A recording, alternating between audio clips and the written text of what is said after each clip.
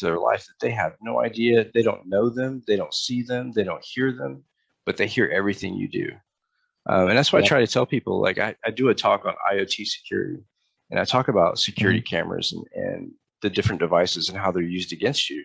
And people are so shocked. And I'm thinking, why else would they give you this high tech? Why else would they connect you to the rest of the world? And Hmm. it's just common sense, man. So like disclosing some of this stuff and dealing with big tech, what are your fears? I mean, I know from my point of view that once you get on somebody's radar, it's hard to get off, and they make Yeah. things very, very difficult and very stressful. How have you dealt with that?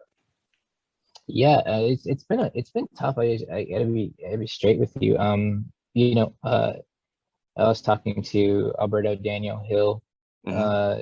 who's become just such a good friend, honestly, like family to me now. Literally like guiding me through this process. Like this is the life that I've chosen Hmm. because of where I am in my life. Like, my ethos, the way that I see the world now. Here's what's going to happen next, basically. And it's like on point. So Hmm. at first you're going to be dismissed, right? And you're going to be called a liar. You're going to be called a fraud, right? Hmm. And then then comes the death threats. And so Hmm. yes, that's true, comes the death threats. And then after that, it's going to be like, well, they're going to try to reverse it on you, Hmm. like this. Like You're a just, criminal.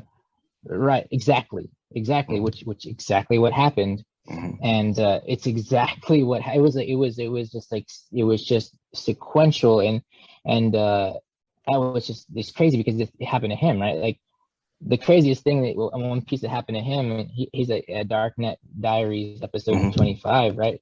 Yeah. They like his government thought that Bitcoin was an actual coin. Like, Hmm. you know what I'm saying? Like, it's crazy, but no. So dealing with it was tough. I've had a lot of support, really great support.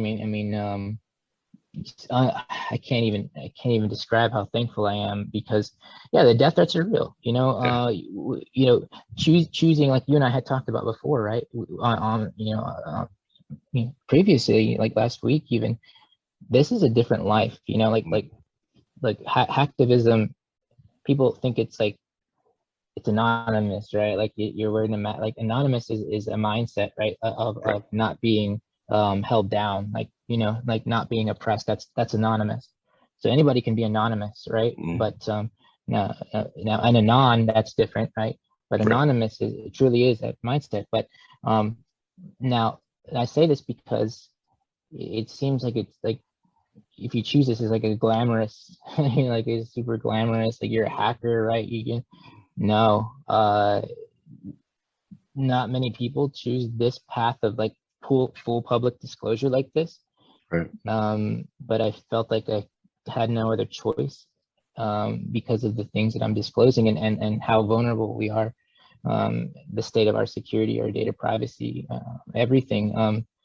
I work with several human rights groups, Mm. and try to teach different efficacies and forensics and extractions and stuff. But as far as the hacktivism goes, as far as hacking and then disclosing, and trying to stay ethical about it, like blacking out names of people, not to you know disclose their information, um, and doing this, of course, uh, it's tough.